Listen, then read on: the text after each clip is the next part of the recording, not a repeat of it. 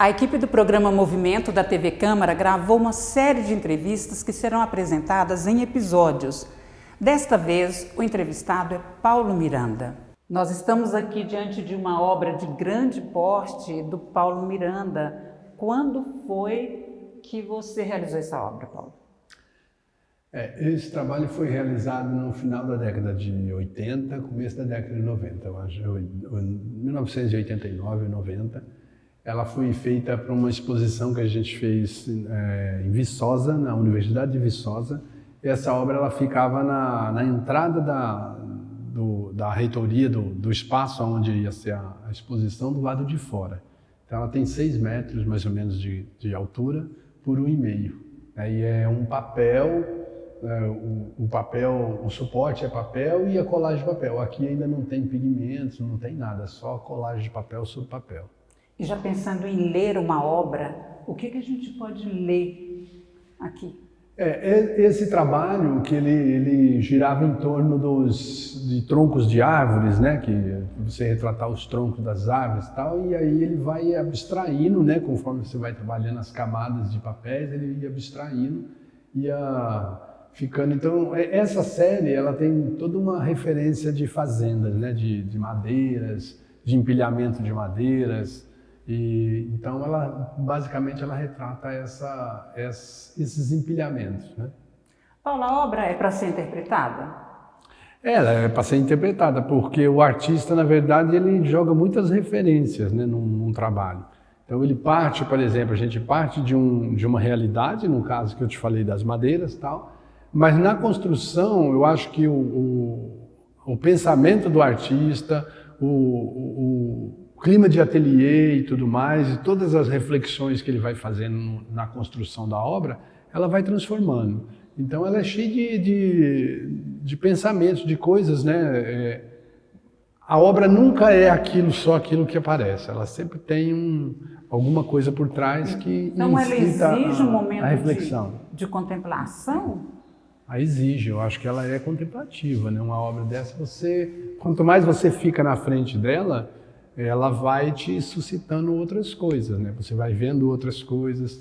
Tanto que, às vezes, o trabalho, quando ele é meio que abstrato, vamos dizer assim, que eu acho mais interessante, porque a pessoa, quando leva para casa, por exemplo, o trabalho e fica sentado, tem pessoas que depois que encontram comigo, por exemplo, falam assim, nossa, aquele trabalho seu, eu fico direto na frente dele e ele está me dando a ideia disso, disso, disso, disso.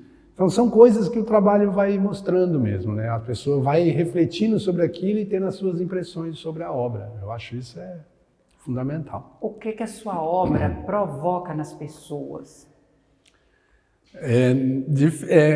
Muitas coisas. Eu acho assim, já teve pessoas que se sentiu agredida com o trabalho, né? Principalmente quando eu comecei na década de 80, por exemplo, as pessoas se sentiam um pouco agredidas. Por quê? Porque não admitia que isso era uma obra de arte, essas questões assim, porque isso é um papel, e essa fase, por exemplo, o papel tinha, esse não é tanto, mas eu tinha papéis que eram muito desestruturados, chegava a ter buracos mesmo nele, era proposital, né, do desgaste do material. E isso, de uma certa forma, em algum momento, agredia a pessoa. Ela achava que aquilo não era uma obra de arte, que o papel estava rasgado, isso aí não pode ser considerado. Então, suscita desde vamos dizer assim, uma sensação negativa, vamos dizer assim, até o encantamento de uma outra que chega e fala assim, nossa, me encantei com isso aqui, porque esse movimento, né, me traz a ideia disso. Então ela causa de tudo, sabe? Tem trabalhos que são mais poéticos no sentido, hoje em dia, por exemplo, quando ela tem uma cor, um trabalho mais colorido, vamos dizer assim, ela tem mais chance de agradar, porque a pessoa consegue se reconhecer melhor, né? Quando é um trabalho mais escuro, que era uma tendência, era sempre isso, né, nessa fase, ele tem uma tendência, o negro tem uma tendência a ser mais pesado, né? A te levar a imaginar coisas que às vezes a pessoa não gosta, tal. Então ela já tem uma aversão ao preto, por exemplo, no trabalho escuro, né? A cor negra, a sombra, né? A falta de luz. Isso tudo suscita várias outras coisas, que, a meu ver, é completamente errônea, porque a cor é cor, né? Eu acho que o preto é a junção de todas as cores ali, né? Então, eu acho que depende da pessoa, depende do momento da pessoa, eu acho também, porque dependendo do momento que a pessoa está, uma obra pode agradar ou não, entendeu? Então, eu acho que o ser humano é complicado, eu acho que não é muito simples assim, não é? E na sua concepção, você tem um objetivo? Vou levar a minha arte para transformar a humanidade, para impactar as pessoas ou uma comunidade? Isso passa por você? Você tem um objetivo? Não, eu acho que o objetivo é você tentar dizer aquilo que você acha de mundo, né? Então, por exemplo, o artista, ele é meio que uma antena da humanidade, assim. Então, o artista, ele capta muitas coisas, né? Então, ele tem a intenção, a minha intenção, no meu caso, é levar aquilo que eu penso de mundo. Então, na hora que eu faço uma obra que tem um desgaste total nele, eu estou querendo dizer das interferências do homem, da agressão, né, que o homem causa à natureza. Então, o corte da árvore, enfim, o relacionamento das pessoas. Então, sempre tem, né, você tenta levar isso. Eu acho que eu tento falar da questão das relações humanas, da sensação das relações humanas, de memória, entendeu? De passado, enfim. Você sempre tem, né, essa intenção, você sempre tem alguma coisa na cabeça por que você quer produzir, porque senão você não produz, né? Eu quero dizer algo com isso, né? E aí entra muita coisa, porque o artista, ele capta muitas coisas, né? Tanto que a história da humanidade pode ser contada através da arte, né? Então, do artista lá das cavernas, por exemplo, o homem das cavernas, por exemplo, que era um artista, né? Ele, se você começar a pegar as pinturas e tudo mais até o dia de hoje, você conta a história da humanidade em cima disso. Exatamente porque ele reflete o mundo que está vivendo, né? Então, eu acho que é isso que o artista tenta passar. Então, na década de 1980, era esse mundo que a humanidade estava vivendo, que você estava vivendo, esses tons. Hoje você está mais colorido? É porque você... Às vezes não, às vezes eu faço coisas escuras, tá? A exposição de 2016, por exemplo, que foi em Belo Horizonte, que chamava Imersão e Fúria, ela tinha uma série de paisagens, ela tinha dois momentos. A primeira parte da exposição, que era a parte colorida, que tinha cadeiras, tinha cores, era uma coisa mais gráfica, vamos dizer assim. E a segunda parte que ficava atrás eram as paisagens negras, né? Que era sempre horizontes, ou com uma tempestade, ou com uma coisa assim. Então, tratava mais da melancolia, fazia você refletir mais. Ela, para mim, é muito mais interessante, entendeu? Porque te absorve, tanto que os depoimentos no vídeo, por exemplo, das pessoas, era que aquela obra puxava muito, absorvia muito, né? Levava a pessoa para dentro dela. Porque tem essa questão do horizonte, da tensão, né? Dessa coisa que você não sabe o que está acontecendo dentro daquela... Porque quando você chega na frente de um quadro, ele todo colorido, tem uma cadeira aqui, você automaticamente faz referência de alguma coisa, né? Do objeto em si, que te traz para o mundo real, né? Agora, quando você vê uma paisagem escura, é a mesma coisa, você está no meio de um mato à noite, né? Você não sabe o que tem ali, o que pode aparecer ali. E quando você vê uma obra dessa, você também fica... A pessoa às vezes se perturba, porque o que é que está, né? O que está acontecendo nessa...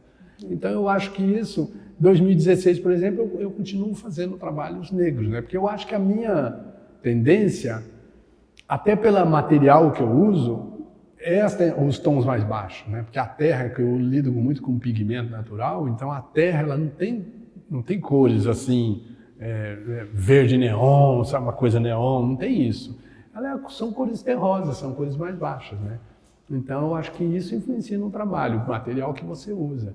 E a tendência é sua. Eu gostava muito do preto e branco, né? Eu gosto muito do preto e branco. Eu acho que o desenho no papel, o traço negro, por exemplo, no branco, ou vice-versa, ele tem força, né? Ele te traz uma força. Ele é um sobre o outro. Então, ou é branco ou é preto, né? É preto no branco. É preto no branco. Então, acho que isso tem força, sabe?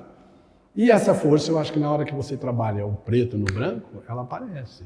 Então, são questões de tensões, né? De obras mais tensas, tem obras coloridas que são tensas, tem obras mais no preto e no branco que são mais leves, suaves, né? Depende, eu acho que vai do momento, e vai do artista e vai de quem está vendo também.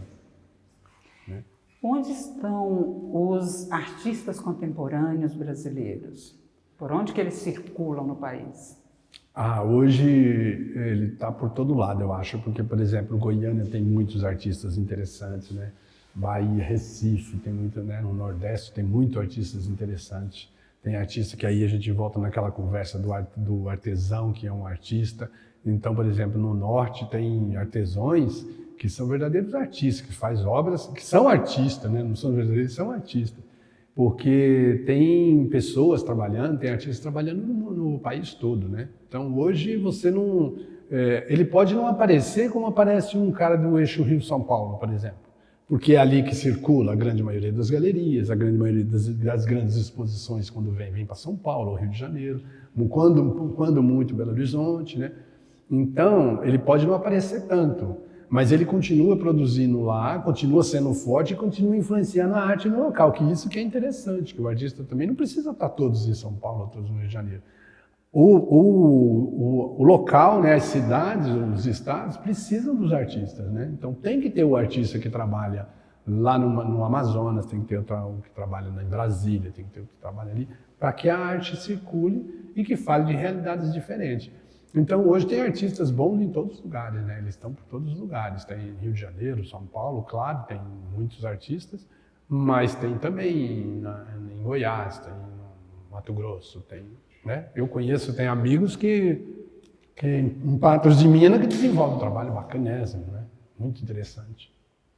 Como que a gente reconhece, o leigo, como que o leigo reconhece uma obra de arte? É se educando, visitando galeria, mas quando chega na galeria também, Paulo, já passou por uma filtragem, né? A gente já sabe que aquilo Sim. é coisa boa.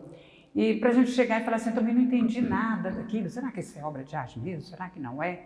Que processo que a gente tem que passar? Eu acho que a pessoa tem que ler um pouco, né? Tentar entender a história do artista, que eu acho muito importante, porque cada artista, quando ele é artista mesmo, quando a obra é obra de arte, ela passa pelo artista, né? Ela tem que ter essa identificação. Então você tem que ler sobre o artista, tem trabalhos que você tem que ler muito sobre aquele trabalho, senão você não consegue entender. Nem nós, às vezes, nem eu, por exemplo, que sou um artista, tem determinada obra de um artista que eu tenho que ler sobre ela, porque senão eu não entendo, porque tem muitas coisas implícitas ali que às vezes à primeira vista você não percebe.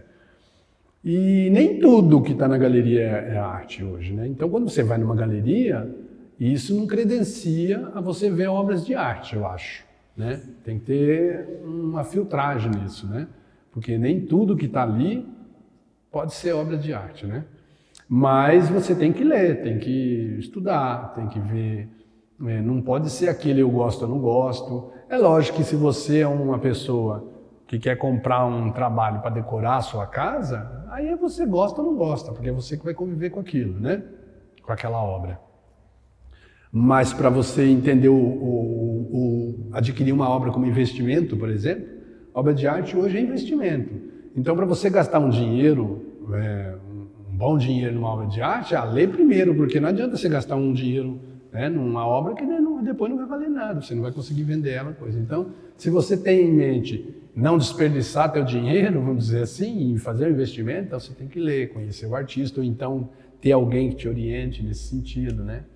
Então é complexo, o leigo ele não consegue chegar na frente da obra e dizer, não, isso é uma obra de arte. Ele pode dizer, eu gosto dela ou eu não gosto, né? Mas se é obra de arte, ele não vai conseguir, ele tem que ler um pouco, tem que entender um pouco, tem que conhecer o artista, né?